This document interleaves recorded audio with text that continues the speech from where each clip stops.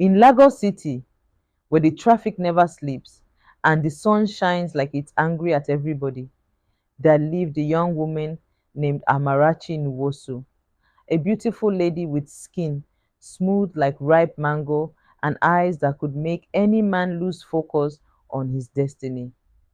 Amarachi worked as a receptionist at a hotel in Surulere, but her dream was simple: to marry rich. In her mind, true love is sweet, oh, but money makes it sweeter. Then one day, fate introduced her to Tonde Adewale, the kind of man every woman dreams about: tall, gentle, soft spoken, and with a wallet that could buy a small village. It happened one Friday evening at the hotel lobby. Tunde had come for a business conference. He was a real estate developer from Ikoyi, sharp, clean, and with that calm confidence that says, I have money, but I'm humble. When he smiled at Amarachi, her heart nearly jumped out of her chest. She fixed her hair and said with a sweet voice, Good evening, sir. Welcome to Imperial Hotel. Tunde looked at her and smiled. Evening? You must be the reason everyone looks happy here. She blushed like a roasted tomato. From that day, he became a regular guest at the hotel, and Amarachi made sure to coincidentally be at the front desk whenever he arrived. Soon, friendship turned into small talks, and small talks turned into late night dinners. They started dating, or rather, Amarachi thought they were.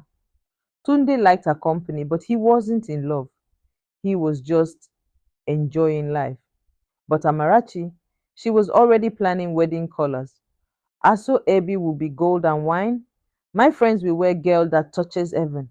Her best friend Ngozi, who always said what others feared to say, warned her. Amara, be careful, oh. Not every man that smiles at you is husband material. Some just have good teeth. Amarachi waved her off. Ngozi, abeg, this one is different. He said he loves me. Ngozi rolled her eyes. Love or love of your cooking? They both laughed. But deep down, Amarachi was scared. She knew Tunde had not said anything serious about marriage. Then one evening, after scrolling through TikTok and seeing one relationship advice video, an idea entered her head, a foolish one. She whispered to herself, If he won't marry me now, maybe he will if I tell him I'm pregnant. She thought it was perfect. Tunde was from a respected Yoruba family. No Adewale man would let a woman carry his child outside wedlock. So she made her plan. One Sunday afternoon, after their usual date at Ikeja City Mall, she held Tunde's hand and said softly, Baby, I have something to tell you. He looked at her worried. What is it? Are you okay? She sighed dramatically, like Nollywood actresses do before dropping a bombshell. I'm pregnant. Tunde froze. You're what? She nodded slowly, pretending to wipe a tear. I didn't plan it, but it happened. Tunde was silent for 5 long seconds. Then he stood up, paced, sat down again, and said quietly, Okay, don't worry. We'll handle it. I'll take care of you. Inside her heart, Amarachi shouted, It worked! But she forced a humble smile. Thank you, baby. You're such a good man. From that day, Tunde started sending money every week. 200,000 naira for prenatal care, 100,000 naira for baby food cravings, 50,000 naira for transport to clinic. Amarachi moved into a better apartment in Yaba and told her neighbors she was expecting. She even bought a fake baby bump online, the kind actresses use, and wore it under her loose gowns.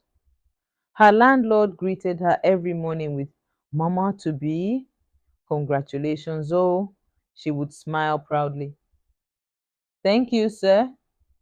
Everything was going smoothly until fate decided to play its own joke. One afternoon, Tunde's mother, Mama Adewal, called him from Ibadan. Tunde, my son, we must see this girl that will give us our grandchild. Tondi tried to dodge. Mama, she's shy. Shy, ke? Shy pregnant woman? Bring her home. There was no escape. So Tonde called Amarachi.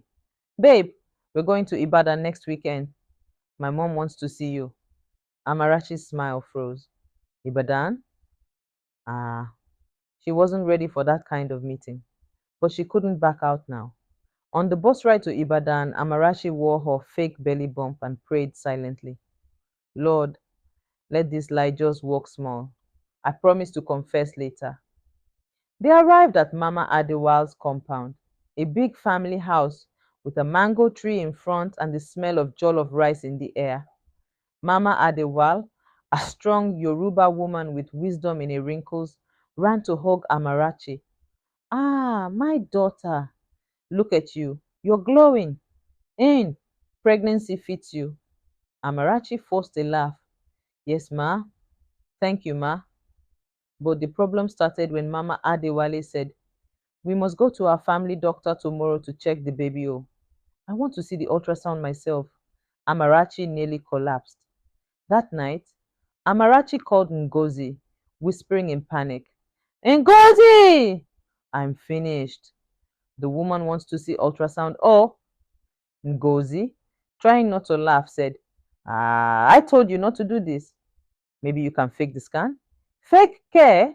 Where will I get ultrasound machine by tomorrow? Ngozi sighed. Then confess, my sister, before it turns to family meeting.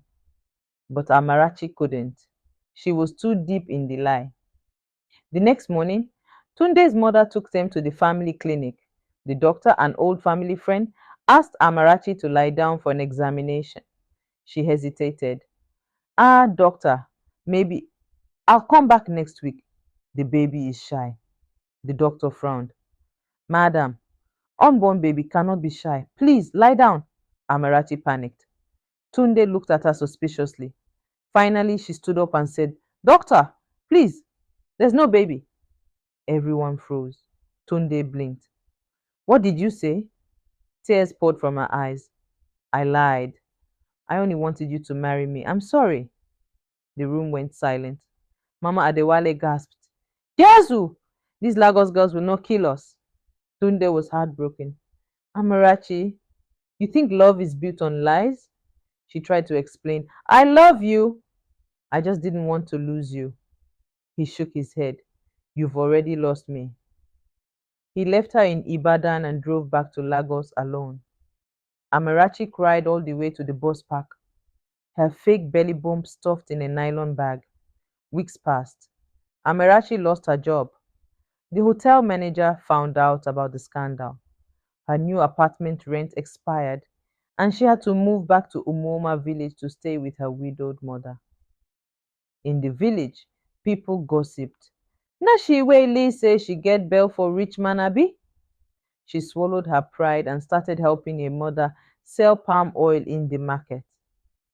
It was there that she met Emeka Okori, a humble mechanic from Enugu who had come to fix a customer's truck. Emeka wasn't rich, but he was kind.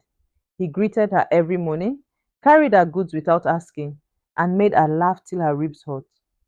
One day, she told him the whole story, everything. She expected him to walk away, but he smiled and said, At least you learned your lesson. Everybody deserves a second chance. Months passed. They became friends, then lovers.